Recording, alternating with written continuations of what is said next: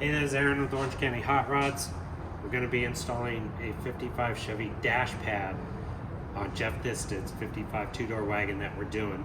We've got a full TMI kit, I should say, front bench seats, door panels, dash pad. If nobody's seen this dash pad that they make, is just totally awesome.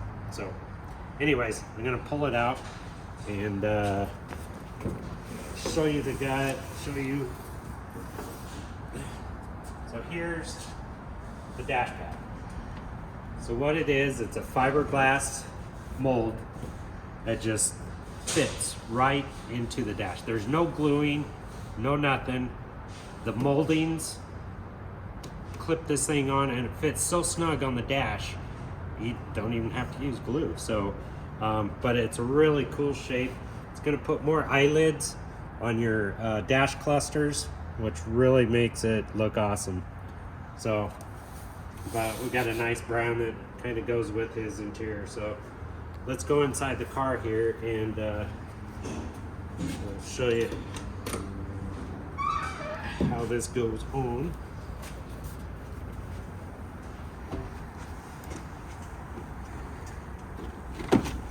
Okay, so first of all, he had an old dash pad on here, and he had like a 3/4 dash pad on that somebody just custom made. So what we did is we took off the moldings, the lower moldings here. You got to take off the A-pillar first. So A-pillar moldings in the corner. So we take those off. Take these moldings off. Now you got a dash that's like ready to go. So we scraped off the old dash pad, had some foam that was glued to it. We're not going to worry about cleaning this to a T because this covers everything and it's going to go on just really snug.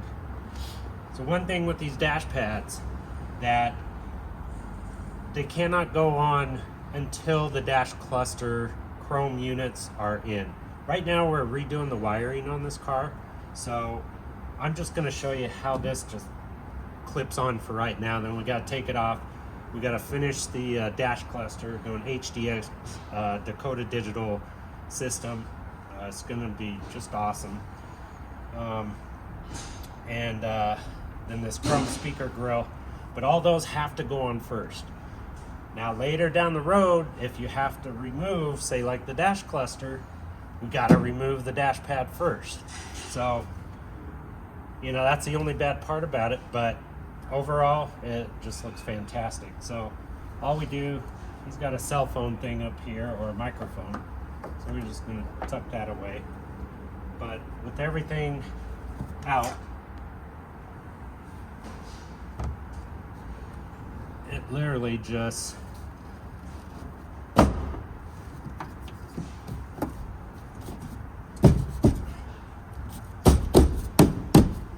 that's it.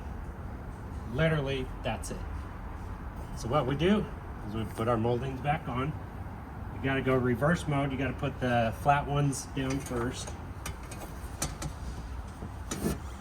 And then once you start getting the screws in, then we do the A-pillar.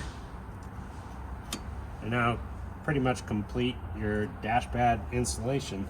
But since the dash pad's a little bit thicker here, your screw holes are going to be off just slightly. So what we do is I take a dowel and I find the hole. So I locate the hole, and then I'll put my screw in. And that's pretty much how we're going to do it. We put the screws in loose, put all of them in loose, and make sure the moldings fit nice and snug, which they do. I mean, they're super nice, snug fit.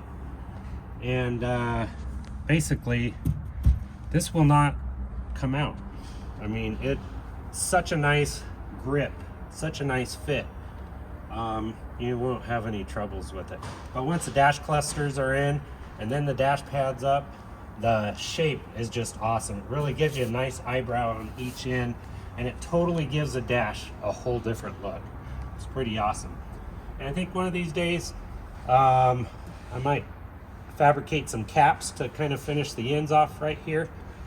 but your door frames kind of come up here, and when the door is closed, you don't really see that little gap there. But that's no big deal. A lot of people pay attention to this and not that little gap right there. But otherwise, that's it.